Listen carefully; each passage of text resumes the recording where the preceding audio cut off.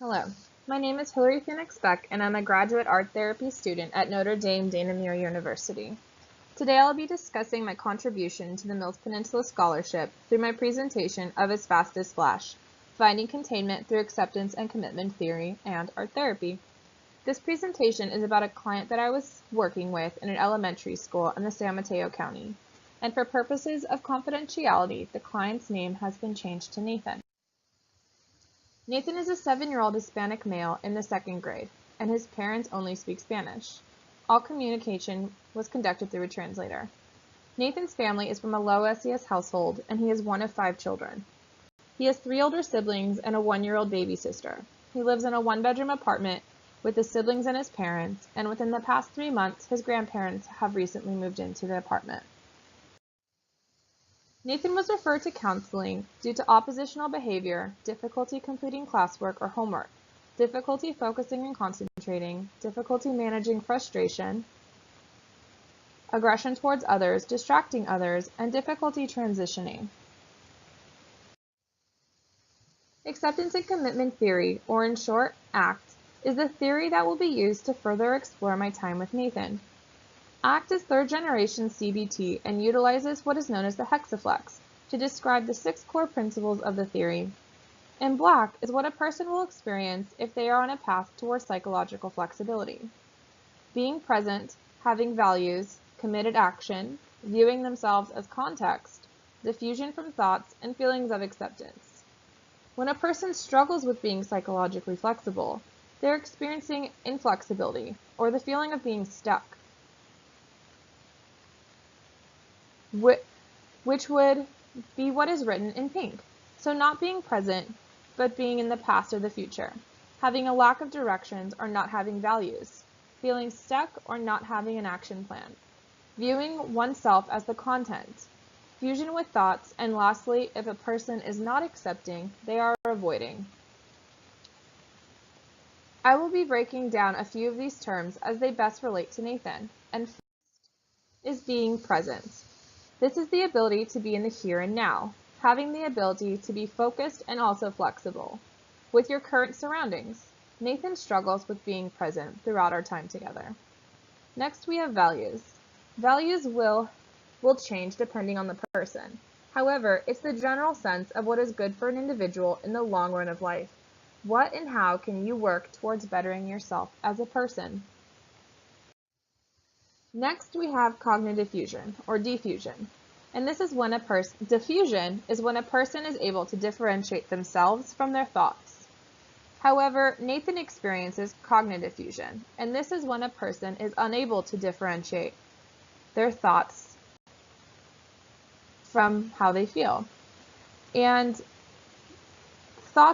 however, with acceptance and commitment theory, thoughts are not the problem.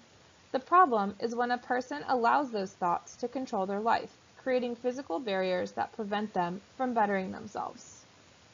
And lastly, we have acceptance. And if a person is not accepting, then they are avoiding. Experiential avoidance is when a person is unwilling to experience their inner emotions. They find a way to avoid the feeling or problem. Some more common avoidance strategies are sleeping, drug abuse, or drinking.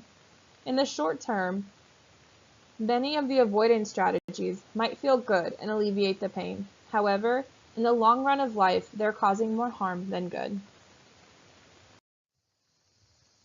ACT focuses on the observing language, whether that be the way a person says something or what they are saying. There's a significant amount of focus on the language and the actions. Art therapy and ACT are highly compatible because they emphasize a shift in communication. And instead of placing emphasis on verbal communication, both ACT and art therapy work together to place the focus on observing communication through a person's thoughts, use of language, or their art. So let's take a look at Nathan's artwork. Nathan began working on creating a personal shield for himself. The goal of the shield was to metaphorically work with Nathan to educate him on the usages of a shield and help him create goals and values. Shields are not just used to protect. They are something that a person holds out in front of them. They typically have a sigil on them that a person identifies with. The idea of a shield with Nathan was to help him develop one of the core principles of ACT, his values. What does he want to strive for? What does he care about? And what is worth protecting? The shield was a long-running art project that he would return to throughout therapy. The images placed here are from his first day working on his shield. It's made out of geometric plastic shapes, which he glued down onto a large piece of construction paper. Nathan built 2 of the geometric shapes to stand up on the shield, and he said it was just in case someone attacked him, he could fight back. This is a few sessions later, when Nathan returned to his shield. However, when he returned to it, instead of strengthening the base, he decided to build up. He placed a tower in the middle of his shield, making it virtually impossible to pick up without ripping the paper. As Nathan moved through his shield, here you can see that instead of making it a shield that he was able to pick up and protect and hold out in front of him, he's begun to build up what appears to be a fort, or those physical barriers that appear in life when we begin avoiding our issues and our inner emotions and feelings. This is the last day that Nathan worked on his shield, and you can see that he became flooded with the art materials. He painted the whole thing white, and again, this no longer is a shield that can be held up out in front of him. This shield is something that shields from the outside, more of a barrier between him and someone else. And again, this can be seen in that experiential avoidance. He's communicating through his artwork that he's avoiding something, and this is that wall that is preventing him from moving forward.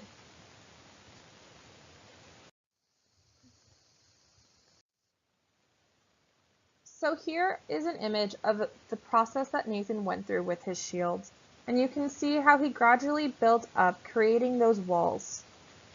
Nathan utilized all of the art medium continuum, moving from glue and structured materials, building up, and incorporating paint. Nathan was unable to set goals with his shield, and he experienced a lack of direction while he was creating this, and he easily became flooded with these emotions. I placed Nathan's shield on a plastic lid to help him transport it around the office, because he built the fort walls on weak construction paper. Nathan did not create a strong foundation for his towers to stand on.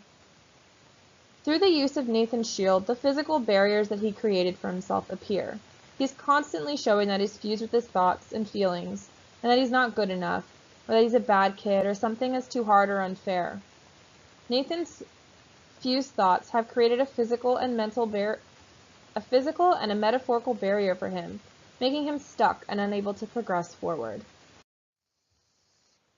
Nathan struggled with verbal communication throughout the year. Art therapy created a space for Nathan to express himself and communicate visually and through the arts.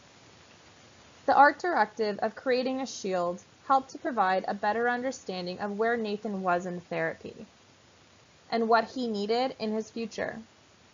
Thank you for your time.